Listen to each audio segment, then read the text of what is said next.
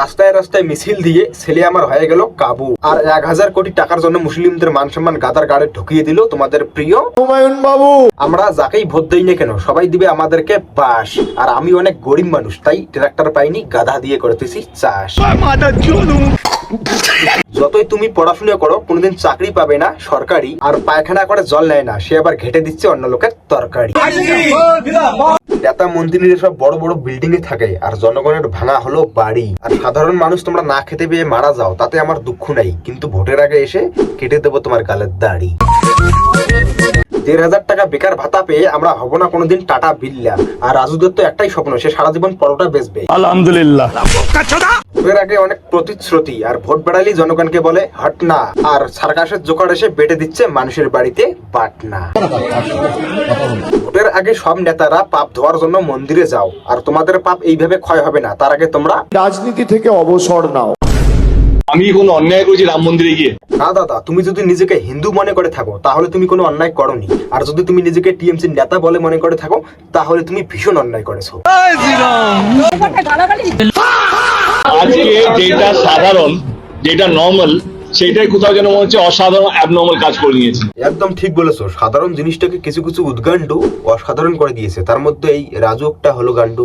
শ্রীরাম করছো তারা বলছি এটা পার্টির মধ্যে এনো না। বলছি দাদা, তুমি কি হালকা করে পাগলা সুদা আসো নাকি? জয় শ্রীরাম বলে সেটা আবার পার্টির মধ্যে কিভাবে যায়? শ্রীরাম হলো আমাদের ভগবান, আর তুই হিন্দু হয়ে ভগবানের নাম নিতে তোর ভয় লাগে, তাহলে বলছি ভাই তুই কিসের হিন্দু? আমাদের রাজু দা এত হিপোক্রিট যে এদিকে ভগবানের নাম নিতে তার গার ফাটতেছে, আর এদিকে শোনো কি বলছে। আলহামদুলিল্লাহ। এখন তো আমার এই দাদাকে অনেক সন্দেহ লাগছে, ইনি কি আসলে হিন্দু?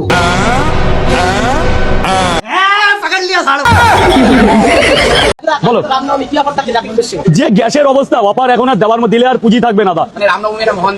মহান দিনের ভগবান শ্রীরামকে প্রণাম জানালাম, এই ছাড়া সামান্য পরোটা দোকানে কি অফার দেবো তোমরাই নিজেরাই বলো না। দাদার সামান্য পরোটার দোকান, তাই কি অফার দেবে রামনবমীতে? কিন্তু ঈদের দিন দাদা অনেক বড় লোক হয়ে যায়। ধর্মীয় ঈদে কি বলেছিলাম? লাল লাল লাড্ডু খাবো। ওই আর এক কই, ওই তো আজকে ধর্মীয় ঈদে বলেছিলাম মিষ্টি মুখ করাবো, সেই সূত্র ধরে আমি লাড্ডু নিয়ে এসেছি। আজকে আরো আসবে গোপাল দাকে আমি পাঠাচ্ছি, এতে আমার মন পোষাবে না।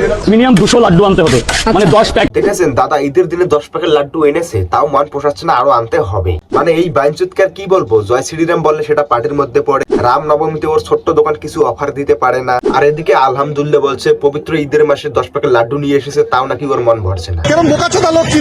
এই রাজুর মতো কিছু কিছু সুধীর ভাই চেন্টু আছে, যারা পার্টির থেকে কিছু খায় না পায় না, শুধু মানুষের সাথে ঝামেলা করে বেড়ায়। আর এদিকে দেখো আমাদের দেবদা সবকিছু খাচ্ছে পাচ্ছে পেকিং করছে, তবুও গলা ফুলিয়ে জয় শ্রীরাম বলছে।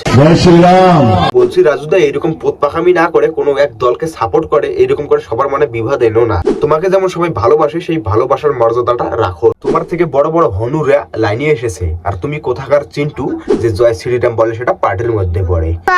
হনুমান মুখ রামকে সবাই ভালোবাসে, আমরাও ভালোবাসি। দেখেছো বীরভূমের বাক্সেও রামকে ভালোবাসে, আর তুমি কোথাকার সুচু বিড়াল যে জয় শ্রীরাম বলে সেটা পার্টির মধ্যে পড়ে। তোমার এটা কি মানা যায়? যদিও এখন কিছু কিছু জোকার এসেছে রাজনীতিতে, এরা রাজনীতি করতে আসে না, এরা আসে রাজনীতির নামে জনগণের সঙ্গে ছ্যাবলামো করতে। না হলে কি দরকার আছে ভোট প্রচার করতে এসে মানুষের দাড়ি কেটে দিতে?